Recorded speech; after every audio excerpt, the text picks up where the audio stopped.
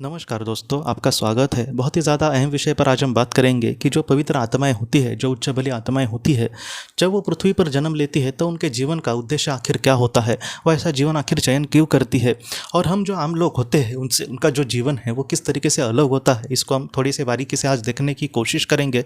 तो सबसे पहले मैं आपको ये कहना चाहता हूँ, जो रामानंद सागर थे उन्होंने साईं बाबा जी नाम का एक सीरियल निकाला था साईं बाबा जी के ऊपर, और उसमें मुकुल नाग जी ने जो साईं बाबा की भूमिका करी थी वो सीरियल तो उसमें जो पहला एपिसोड था बहुत ही अच्छे से उसमें दिखाया गया है। अगर आपको संभव हुआ तो यूट्यूब पर आप देख सकते हो।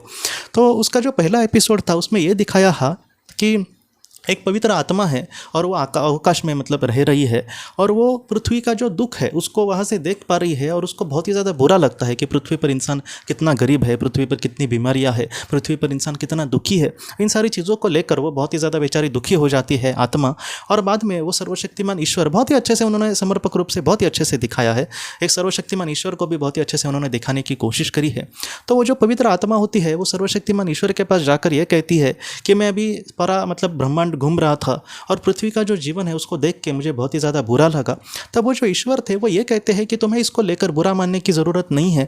जो वो लोग दुख भुगत रहे हैं वो हमेशा वैसे नहीं रहने वाला। हो सकता है कि जो आज दुखी है वो कल अच्छा इंसान बन सके। हो सकता है कि इसमें से बहुत सारे लोगों को मोक्ष मिले, उसके बाद उनको पृथ्वी पर जाने की ज़रूरत नहीं रहेगी। लेकिन वो आत्मा ये कहती है कि आप बोल रहे हो वो मुझे भी बराबर लग रहा है, लेकिन मैं आज उनको उस तरीके से नहीं देख सकता। तो वो जो पवित्र आत्मा होती है वो ये बोलती है कि तुम आखिर क्या चाहते हो। तब वो ये कहता है कि क्या कोई ऐसा मार्ग है कि जहाँ पे मैं उनकी कुछ मदद कर सकूँ, उनको जीवन के बारे में जो सच्चे पाठ है वो पढ़ाने की कोशिश कर सकूँ।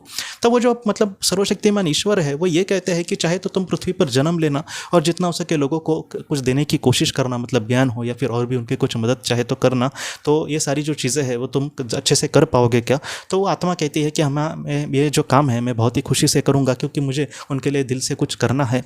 और बाद में वो जो आत्मा होती है वो पृथ्वी पर आती है और वो साईं बाबा के रूप में दिखाई है। और वो जो साईं बाबा है वो जितना हो सके लोगों को ज्ञान देते हैं, उनकी मदद करने की कोशिश करते हैं, जितना हो सके लोगों का जो दुख है वो हल्का करने की कोशिश करते हैं।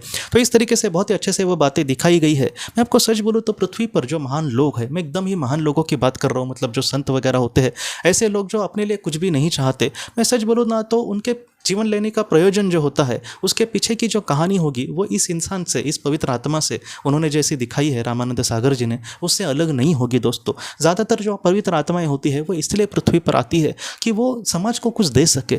वो हम और आपके जैसे बहुत सारे जो आम लोग होते हैं वो पृथ्वी पर अपना जीवन कर्तव्य निभाना, जीवन में अपने जो भी उन्होंने कर्म किया है उसका फल भुगतना, जीवन में हमें को बहुत कुछ सीखना है, इसके लिए ज़्यादातर आत्माएं जीवन लेती है। लेकिन जो पवित्र आत्माएं होती है वो इन सारी चीज़ों को सीख चुकी है। ऐसा नहीं कि डायरेक्टली वो पवित्र आत्माएं बन गए, उन्होंने बहुत सारा अच्छा बुरे कर्म को सीखा, बाद में उन्होंने अच्छे कर्म किए, बाद में वो जीवन को समझे, जीवन के तौर तरीके समझे, बाद में उन्होंने मन बड़ा करके बहुत ही अच्छे कर्म किए, कहीं ना कहीं वो स्थित प्रज्ञ बन गए और बाद में उनको आज मोक्ष मिल गया है। इसलिए ऐसी जो आत्माएं होती है एक बार मोक्ष मिलने के बाद उनको पृथ्वी पर आने की ज़रूरत नहीं होती। अपना जो भी और आगे का सफ़र है वो आत्मलोक में रह के बहुत ही अच्छे से पूरा कर सकते हैं।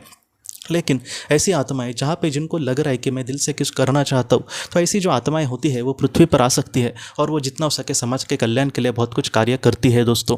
तो ऐसी आत्माएं जो होती है वो किस तरीके से अपना कार्य करती है, ऐसी जो आत्माएं होती है वो बहुत ही अच्छे से ज्ञान दान देने की कोशिश करेंगी। ऐसे जो आत्माएं होती है वो बड़े से बड़े दुख में भी विचलित नहीं होंगे। जैसे आज हम खुश हैं लेकिन कोई बड़ी दुख आने के बाद हम एकदम टूट हो जाएंगे, लेकिन एक ऐसे जो लोग हैं उनके जीवन में कुछ भी आए, उनको ये पता चले कि अभी उनको कोई बीमारी हो गई है और 2 मिनट के बाद उनकी मृत्यु हो जाएगी, फिर भी वो हंसेंगे और भगवान का नाम लेंगे। तो इस तरीके से अपने मन पर उनका बहुत ही कंट्रोल होता है। उनको सब कुछ पता है कि आगे मेरे साथ क्या होगा। मैं किसी का वो बुरा करने की वो सोच भी नहीं सकते, लेकिन वो अच्छा भी करते समय वो नहीं चाहेंगे कि ये इंसान मुझे कुछ थैंक यू भी बोले। वो बस अच्छा करने की कोशिश करेंगे। वो यही चाहेंगे कि वो जो इंसान है दुखी, उसके लिए मैं कुछ करने की कोशिश करूँ। ऐसे जो लोग हैं बहुत ही साधारण दोस्तों उनका जीवन होगा, उनके कपड़े वगैरह रहन सहन बहुत साधारण होगा। वो जहाँ खाना खाएंगे रोज़ उनको दाल चावल भी दिया ना बहुत ही खुशी से खाएंगे, क्योंकि ऐसे जो लोग हैं वो खाने के लिए जीते नहीं हैं, वो जीने के लिए खाते हैं। तो इस तरीके से चीज़ें हैं, उनको रोज़ एक भी खाना दिए फिर भी वो बहुत ही खुशी से खाएंगे, उनको कुछ भी नहीं लगेगा।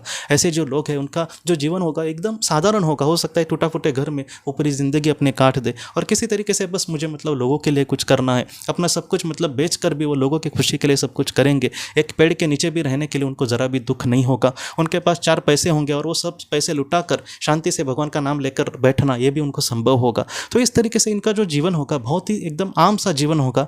ऐसे जो लोग हैं ज़्यादातर, ये भी मतलब कुछ लोग कहते हैं जिन्होंने इन पर रिसर्च किया है, उन्होंने ये भी कहा है कि ऐसे जो लोग हैं वो ज़्यादातर मतलब जो भीड़ भाड़ वाले इलाके हैं वहाँ पे रहना पसंद नहीं करते। वो थोड़े से एक शांत भरे गांव में रहेंगे, या फिर गांव में या फिर शहर के कोने में, कहाँ पे मतलब जहाँ पे उनको थोड़ी सी शांति लगे वहाँ पे वो शांति से जीने की कोशिश करेंगे। ऐसे जो लोग हैं किसी को मदद करके उससे एक कण की भी आशा नहीं करेंगे। ऐसे जो लोग हैं बस देना जानते हैं, उनको कुछ भी मतलब उनको ऐसी कोई चीज़ भी नहीं है जो हम उनको कुछ दे सके और उनकी मदद हो, क्योंकि खुद भगवान के वो अगर बेटे हो तो उनको किस चीज़ की ज़रूरत हो, वो भगवान से ही सब कुछ कह सकते हैं। और ऐसे जो लोग हैं दोस्तों, बहुत बार ये देखा गया है कि इनकी जो मृत्यु होती है वो इच्छा मृत्यु जैसी होती है। मतलब इनको पता होता है कि अब मेरी मृत्यु आने वाली है। अगर हम रामकृष्ण जी परमहंस जी की बात करें, स्वामी विवेकानंद जी ने भी एकदम उनके आखिरी पल में भगिनी निवेदिता जी को कहा था कि अब मेरा जाने का समय आ गया है। बहुत सारे ऐसे साईं बाबा जी भी कह के गए थे और भी संत कबीर जी भी कह के गए थे। तो मतलब जो बड़े आत्माएं होती है वो एकदम शांति से ऐसे उनको पता होता है कि कब जाना है। तो इस तरीके से बाद में उनका जो भी काम है, जो भी कार्य के लिए वो आए थे, वो पूरा होने के बाद वो चले जाते हैं। तो इस तरीके से जो महान लोग हैं उनके जीवन के पीछे ये कहानी होती है और एक लोगों के कल्याण के लिए वो पृथ्वी पर आएंगे और वो कल्याण होने के बाद उनका जो जीवन कर्तव्य है वो पूरा होने के बाद वो इस दुनिया से चले जाएंगे। तो महान लोगों की ये कहानी है दोस्तों, इसलिए वो पृथ्वी पर जन्म लेते हैं।